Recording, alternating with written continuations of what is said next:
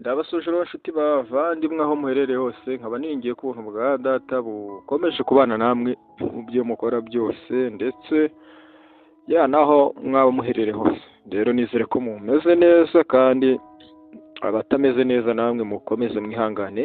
Isi tubamo twabamo mu bibazo bigiye bitandukanye, ariko kandi nanone ibi ngibi byose bigomba kubaho. Ahubwo icy'ingenzi ni ukumenya ngo mfite nde, ese waba ufite Kristo ari we mahoro yawe? Niba ufite Kristo, nubwo ibi byose byabaho, ariko nizera ndashidikanya ko Kristo ari we nkomezi, cyangwa se ari we mbaraga zigufasha kubinesha no kubinyuramo. Ngewe rero ni Tadeyo icyo Imana ishaka, nk'uko bisanzwe. Rero nkaba ningiye ko muri ahantu henshi hagiye hatandukanye, abari hano mu Rwanda, abari hanze y'u Rwanda, mwese nongeye kubasuhuza.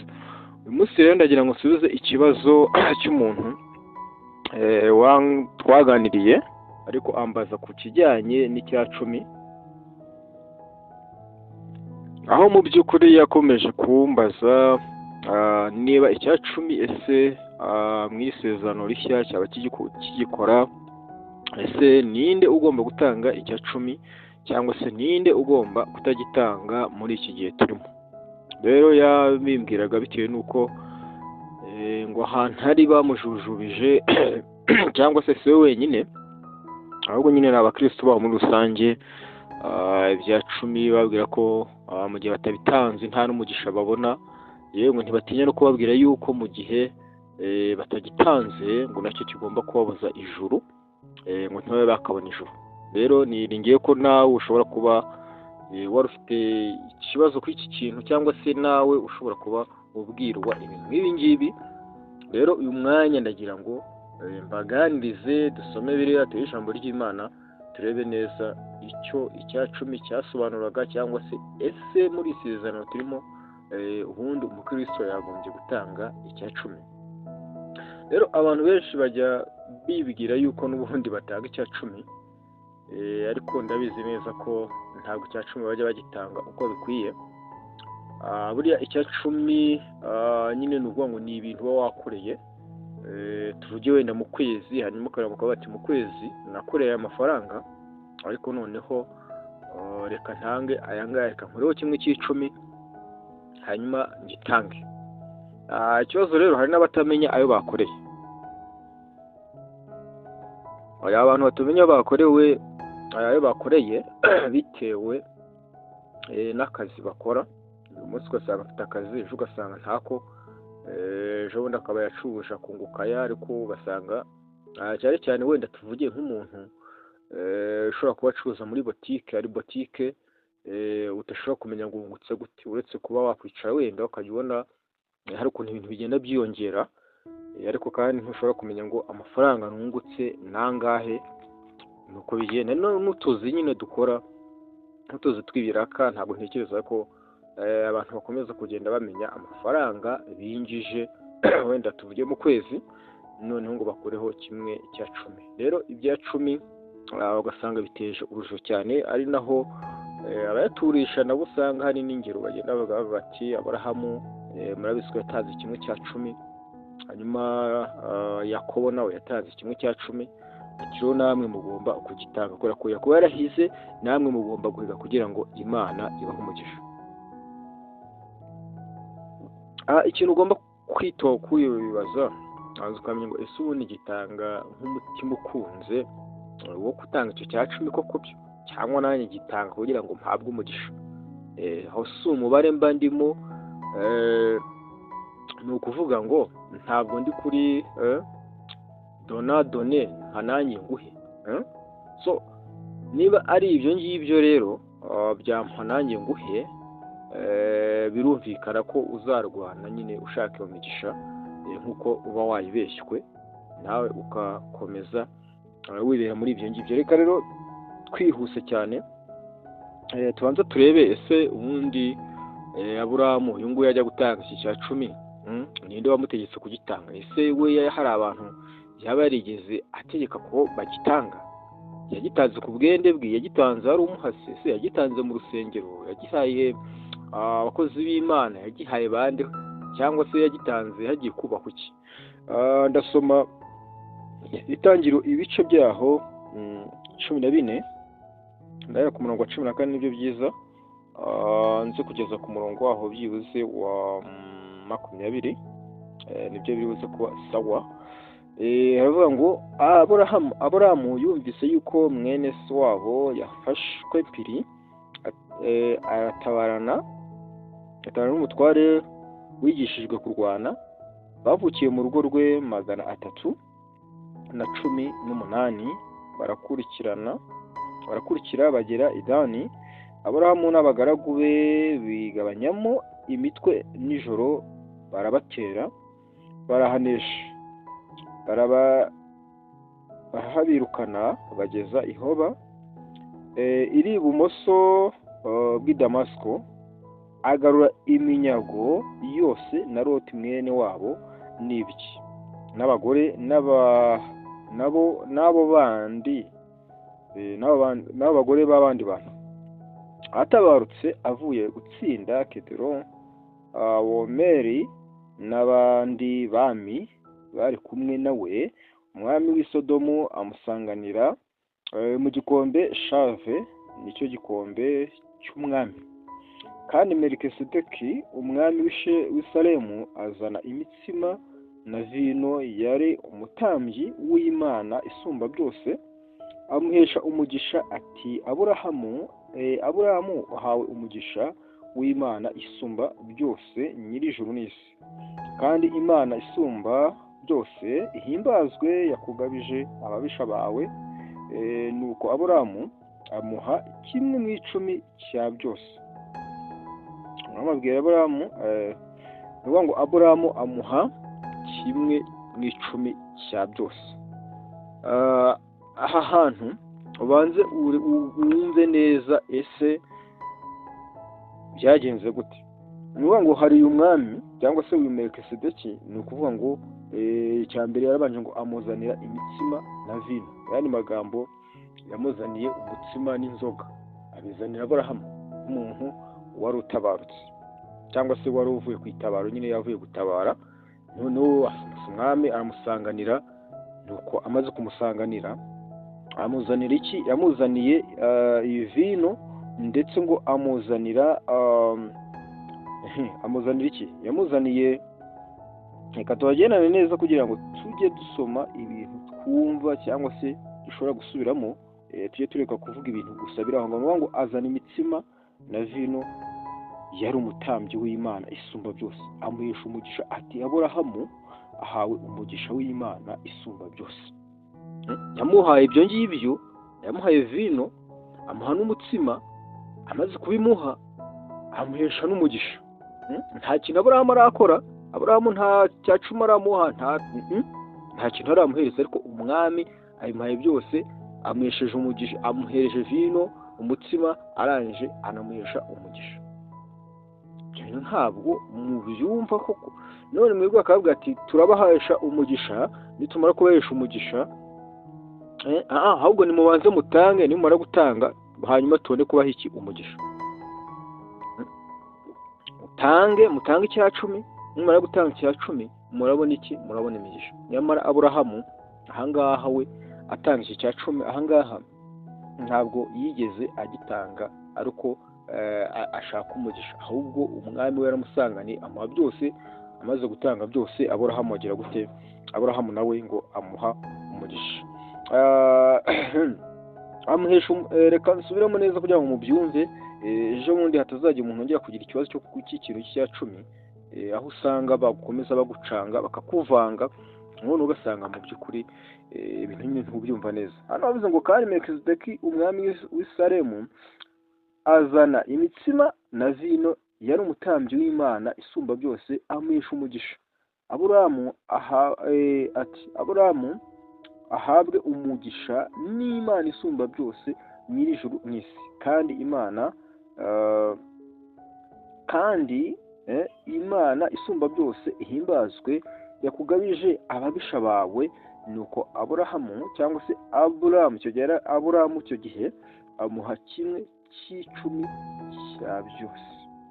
Umva ko yakimuhaye nyuma byamaze kugira gute, byamaze ku ntabwo Aburahamu yigeze yemezwa imigisha ngo atange icya cumi ngo abone umugisha w'ubwoya, ibyo yaramaze kumukora. kandi turabona ko yaravuye gutabara. none wowe ubundi ese uba uvuye kuri etaba, wowe utabarutse uvuye kurwana intambara, noneho kugira ngo mujye mugitanga neza namwe imanza mugende ku rugamba murwane, mumara kurwana nimuze, ariko sinzi niba muzahura na Melikisedeki nimara guhura nawe, hanyuma abanza bahe vino cyangwa se inzoga, habahe n'umutsima, namara kubahesha umugisha, noneho namwe icyo cya cumi mubone kugitanga. ubwo nimubikora ninigiye ko nanjye muzambwira niba bizashoboka. hanyuma icyo cya cumi rero cy'ibyo utunze, ntabwo tubona Aburahamu ibyo yari atunze ntitubizi, ariko yari atunze ibintu byinshi. ntabwo rero tuzi ngo ni ibiki yatanze, ariko nta tegeko ryigeze rimuhatira gutanga icyo kintu. icyo cya Aburahamu tukivuyeho. reka noneho nze njye no kuri witwa Yakobo abantu nawe bakomeza kuvuga cyane, nawe turebe ese we yagitanze kubera ko yagitanze kubera iki? kubera yuko hari itegeko ryaba ryari rimubwirije gutanga icyo cya cumi. ese yagitanze? ese ubundi yaragitanze?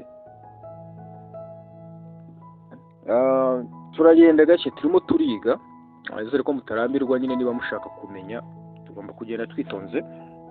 turasoma Itangiriro ibice 28 tugeze ku murongo, duhere ku bice 28 ndahera ku murongo wa 20 ngeze ku murongo wa 22, ariko nshatse nahera ku wa 18 kugira ngo byumvikane neza. mbere ku murongo wa 18, Yakobo azinduka kare kare, yenda ibuye yiseguye, ararishinga ngo ribe inkingi, arisukaho amavuta ya elayo. aho hantu ahita Beteli, ariko mbere uwo mudugudu witwaga Luzi. Yakobo ahiga umuhigo ati, Imana nibana nanjye ikandindira muri uru rugendo ngenda, ikajya impa ibyo kurya n'ibyo kwambara, nkazagaruka kwa data amahoro, Uwiteka azaba Imana yanjye, n'iribuye nshinze nk'inkingi izaba inzu y'Imana, kandi ku byo uzajya umpa byose sinzabura kuguha kimwe mu icumi. aya magambo turabona Yakobo nawe ayahigira Imana ngo ku byo uzajya umpa byose sinzabura kuguha kimwe cy'icumi. ariko nta naho tuza kubona batanga ubuhamya, cyangwa se Yakobo agaruka avuga ngo wankoreye ibi ngibi, none dore nguhaye ibi. yarabivuze, ntabwo tuzi, nta hantu tuzi neza hatwereka ko Yakobo aya magambo yavugiye ahangaha yaje kuyahigura atanze kimwe cya cumi. rero mpamvu usanga ati namwe mugomba guhiga. ati Yakobo yarahize ahigira Imana atanga kimwe cya cumi, ntaho yagitanze tukibona.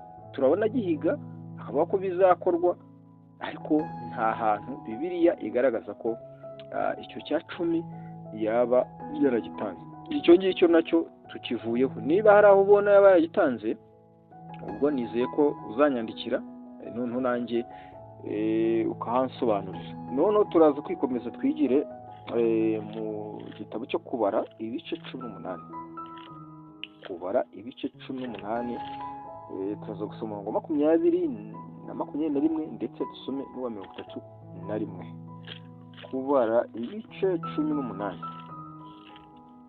iyo dusomye igitabo cyo kubara, turaza gusangamo Abalewi murabizi ko muri ya miryango 12 bo batigeze bahabwa gakondo. Rero batigeze bahabwa gakondo, ni ukuvuga ngo bakoze nyine umurimo wo mu buturo cyangwa se mu buturo bwera. ahanga no bari bashinzwe nyine gutambira abantu ibyaha byabo. rero bivuze ngo aba bantu ntacyo bakoraga, nta muntu bajyaga. ngo umurimo bakoraga wari gukora muri hekaru cyangwa se gukora nyine mu buturo bwera nicyo bari bashinzwe. Rero bivuze ngo ntibahembwaga, nta kintu bagiraga cyagomba gukorwa. Rero ngo ikintu cyakorwaga cyangwa se uko babonaga igihembo cyangwa se ifunguro nibyo tugiye kurebera ahangaha.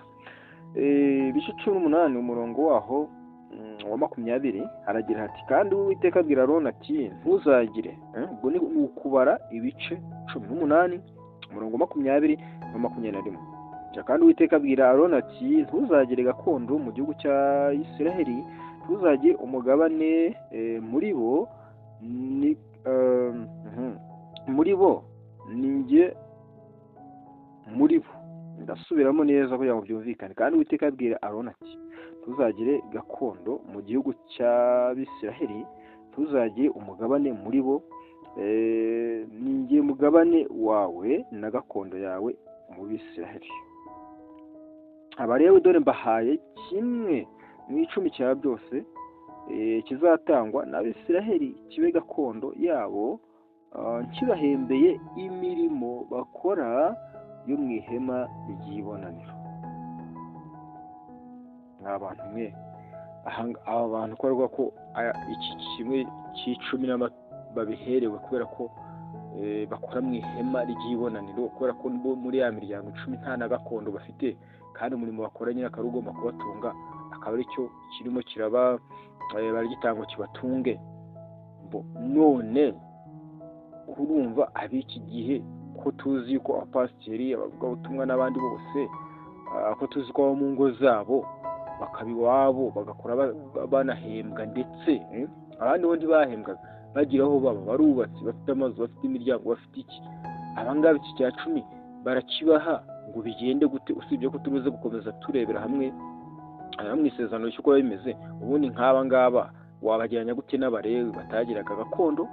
Ayandi ya 10 ntaho butaka yigeze babaha, babasize mu nzu y'ihema ry'ibonaniro niho bakoraga. None abiki gihe bo murakibaha ngo bigende gute? Hano umurongo wa 21 yavuze ngo Abarewe dore mbahaye kimwe mu 10 cya byose kizatangwa n'Abisiraheli. Ni n'Abisiraheli banagitanga gusa kibe gakondo yabo nk'ikimenyetso, nkibahembeye imirimo yabo yo mu ihema ry'ibonaniro.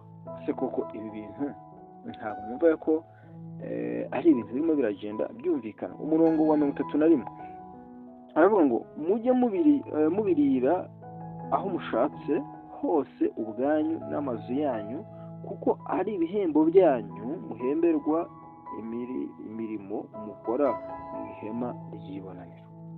Mujye mugira gute? Mubirire aho mushaka, kubera ko ni ibyanyu n'amazu yanyu, kubera ko ni ibihembo byanyu muhemberwa imirimo y'iki y'ibonaniro, cyangwa se mu ihema ry'ibonaniro mukora. Ibi ngibi ngira ngo birumvikana vraiment aho cyagendaga gikoreshwa n'uburyo cyakoreshwagamo. Abandi bati rero ati Yesu ati yakivuzeho muri Matayo, ati Matayo 23 ati se Yesu ntabwo muzi ko yakivuze. Kuba yarakivuzeho umenye ko icyo gihe Yesu nawe yarakiri munsi y'ubutware bw'amategeko, hariya harakiri mu isezerano rya kera, aho abantu bagenderaga nyine kuri aya mategeko ya Mose. Rero mu gice cya 23 cya Matayo n'ubundi ku murongo waho wa 23 hari amagambo ubwo yivugira avuga ngo mwebwe banditse n'Abafarisayo mwandyarya mwe, muzabona ishyano kuko mutanga kimwe mu 10 cy'isogi na anisi na kumino, mukirengagiza amagambo akomeye yo mu mategeko, ariyo kutabera, imbabazi no kwizera. Ibyo mwari mukwiye kubikora, na bya bindi ntimubireke. Ngo bashaka kumwereka yuko bubahiriza amategeko kubera ko batanga icya 10 n'amaturo bo ari nacyo bibandaho, nyamara kirangiza ko muri aya mategeko harimo bagombye kwibanda ku mbabazi ndetse n'urukundo no kwizera. Ubundi ibyo ngibyo nabyo Yesu yashaka ko bagendeye, kubera ko wice ko Nataneli harya Nataneli n'ahandi harya nibuka ahura hamwe bavuze bati uwo Yesu yanditse mu mategeko dore nguriya twamubonye, Yesu w'i Nazareti. Amategeko rero buriya nta kindi yavugaga, yavuzwe mu mategeko, avugwa muri Zaburi n'abahanuzi ngo bakamuvugaho ngo twamubonye ni Yesu w'i Nazareti. So rero Yesu yaje yivuga ariko n'ubundi ntiwanamenya ati rero mukirengagiza ngo mukirengagiza amagambo akomeye yo mu mategeko ariyo kutabera n'imbabazi no kwizera. Ibyo mwari mukwiriye kubikora, na bya bindi ntimubireke. Urumva amagambo Yesu yababwiraga, byose nimubikora, niba muzi ko mweza amategeko ariko ngaho mwikora bimwe ngo ibindi mubireke. Abantu rero bakavuga ati urabona ati na Yesu ati yabivuzeho ati yabishimangiye. Nyamara Yesu icyo yavugaga ayo magambo n'ubundi nk'uko nabivuze twari tukiri mu isezerano rya kera, ya mategeko nyine yaraciye muri ya mirimo n'abo yabwiraga, kandi watwagana nayo ni nayo mpamvu bashaka kumukoresha amategeko kuri Yesu. Ntabwo bati sawa noneho mukora ibyo ariko nabira mugire gute nabyo ntubyibagirwe. Iki nacyo kirasobanutse. Rero wakwibaza uti ese noneho n'iki gihe cyacu turimo, igihe cy'ubuntu, ese nyuma y'umusaraba, nyuma y'uko Yesu apfa, ese hari abantu cyangwa se hari itorero ryaba ryarigeze ritangisha icya cumi? Kurikire neza, usome guhera mu byakozwe n'intumwa, turebe niba koko hari itorero bene data baba, cyangwa se hari aho Yesu yigeze abitegeka, hari aho intumwa zigeze zibitegeka. None turebe ese mu by'ukuri aho hantu harahari. Ese icya cumi kugitanga, ubundi abantu batanga icya cumi ngo bigende gutya. Akamaro mu rwandiko rw'Abaheburayo ibice 7, urwandiko rw'Abaheburayo ibice byaho 7, umurongo waho wa 5. Abaheburayo ibice 10, ibice 7, umurongo waho wa 5 haragira hati umurongo wa 5 haragira hati kandi abana ba Lewi ari bo bahabwaga ubutambyi, bafite itegeko ryo gukoresha abantu kimwe mu 10, ni bene wabo nubwo abo bakomotse mu rukiryi Aburahamu. Ariko dore wa wundi utarakomotse mu muryango wabo wakoresheje Aburahamu kimwe mu 10, kandi aha umugisha nyiri byasezeranyijwe. Ntahakana ko woroheje ahabwa umugisha n'ukomeye, kandi muri twe abantu bapfa nibo bahabwa kimwe. Abantu bapfa nibo bahabwa kimwe, bahabwa kimwe mu 10 igihe, nibo bahabwa kimwe mu 10, naho icyo gihe cyahawe uwahanwa ko ahoraho. Ndetse byashaka kuvuga yuko Lewi uhabwa kimwe mu 10 nawe ubwe yagikoresheje kubwa Aburahamu, kuko yari akiri mu rukiryi rwa sekuruza ubwo Melikisedeki yamusanganiraga. Haravuze ngo uwahabwaga icya 10 ni Lewi yarapfuye. Noneho azavuga ati none se hari uwundi waha icya 10 ariko horaho iteka. None uyu muntu ni nde rero? Uyu muntu umurongo wa 5 havuze ngo kandi abana ba Lewi ari bo bahabwaga ubutambyi, bafite itegeko ryo gukoresha abantu kimwe mu 10, nibo bene wabo nubwo bakomotse ku rukiryi rwa Aburahamu. Ngo uyu muryango wa Lewi wonyine gusa niwe wari ufite uburenganzira bwo gukoresha cyangwa se bwo gusoresha, bwo kwaka kimwe cya 10. Ahangaha niho cyangwa se niho nicyo ijambo ry'Imana kuvuga ngo bivuze yuko icyo gihe nyine byari ibyo. Ariko undi waje akomotse muri abo ngabo ugira ngo Melikisedeki cya 10 ahabwa kubera ko ahoraho, uwahoraho iteka ryose. Abaheburayo rero dukomeze. Abaheburayo 10 umurongo wa 9. Abaheburayo 10 ku murongo nawo wa 9 haragira hati ahera ko aravuga ati dore zamwe no gukora ibyo ushaka, akora ibya mbere gukomeza ibya kabiri. Ushaka kwimana kuko watumye twese kuteshejwe no kubura Kristo watangwe rimwe gusa ngo yahagije iteka. Ngo akoraho ibya mbere akomeza ibya kabiri. Ngo aravuze ngo ibitambo n'amaturo ntibabishatse, impera ko ndavuga ati dore ndaje Mana, niko byanditswe mu muzingo w'igitabo. akuraho ibya mbere akomeza ibya kabiri. Ibya mbere yavanyeho n'ibyo bitari bihagije, ni ibitambo n'amaturo, ibyo bya 10 byose ni ukuvuga ngo Yesu yaje kugira gute? Yesu yaje kubivanaho. Niyo mpamvu nta mwana w'Imana ugomba gutanga icya 10 muri iri sezerano turimo, isezerano ry'ubuntu, isezerano rya Yesu Kristo. Niba hari aho muzi biri, nabasaba ko nanjye muri buze kugira gute, muri buze guhanyaka. Ndatinze rero ndaza gusoreza ku Befeso ibice 5 umurongo wa 2. Abefeso ibice 5 umurongo wa 2, ndagira ngo ariho dusoma tunasoza. Abefeso ibice 5 umurongo wa 2 ho haragira hati kandi Abefeso ibice 5 umurongo wa 2 haragira kuvuga ngo iki? Kandi mugendere mu rukundo nk'uko Kristo yadukunze akatwitangira kuba ituro n'igitambo cy'Imana n'umubabwe uhumura neza. Kandi mugendere mu rukundo nk'uko Kristo yadukunze akatwitangira kuba ituro n'igitambo cy'Imana. Uwo Kristo ni watubereye igitambo, atubera ituro, atubera kimwe cya 10, atubera byose. Nibyo rero ahangaha turimo turashishikarizwa kugenderamo kubera ikintu ngo uyabaye byose muri twe.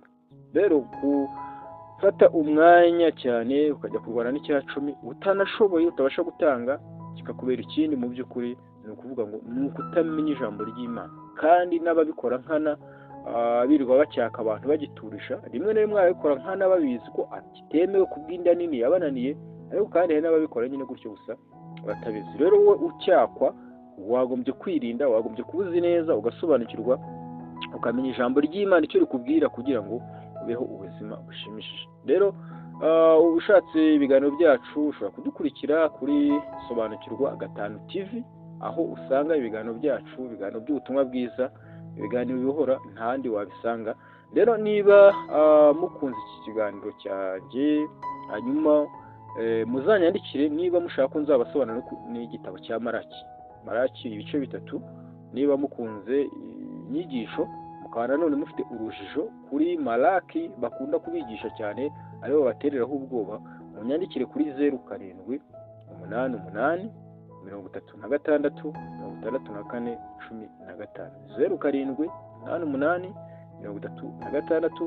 36 66 15. Hanyuma nzabafashe kugira ngo dukomeze nyine tugende dusobanukirwa. Mana w'ijuru turagushimiye, tugushimiye umwanya mwiza uduhaye wo gusangira ijambo ry'Imana n'abantu bari ahantu henshi hagiye hatandukanye. Ni ubuntu bwawe watugiriye, ni ukuri waradukunze uratwitangira. Hari byinshi twakoraga ariko tutari gushobora, harimo ibya 10, harimo amaturo ndetse n'ibindi byinshi byose mu mategeko yawe. Wabonye ko tutabishobora, nuko ushima kohereza umwana wa Yesu Kristo kugira ngo aze mu isi adupfire, afire ibyaha byacu, namara kwipfira ibyo byari byatoneye byose abidukoresha. Rero turagushimiye, umweresera abantu bose bari bumva iki kiganiro ndetse n'abari bugikurikire, nibo ngo bagiye bari ahantu hatandukanye, abari mu Rwanda, abari hanze yaho, bose ndabakweretse kugira ngo ucishe imitima yabo bugufi, kugira ngo bamenye icyo ijambo ryawe rivuga. Icy'ingenzi si ugutanga amafaranga cyangwa se no kutayatanga, ahubwo mba gushyize imbere kugira ngo bace bugufi bumve ijambo ryawe, ngo muzamenye ukuri kandi ukuri niko kuzabatura. Rero ubane nanjye, ubane nabo, ni mu izina rya Yesu nizeye, amen.